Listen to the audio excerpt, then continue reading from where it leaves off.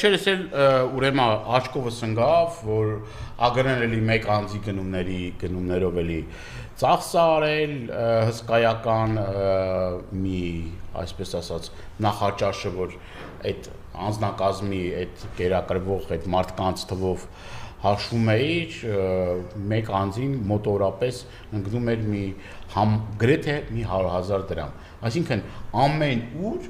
բյուջեի մսխում, չարաշահում, իրենց ընտանիքի անդամներին բարձր աշխատավարձով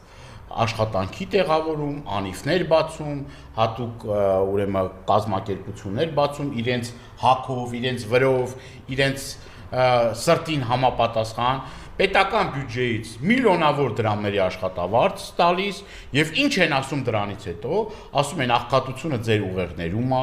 ով որ քիչ է վարձատրվում, ուրեմն ինքը համապատասխան կրթական ցենզ չունի,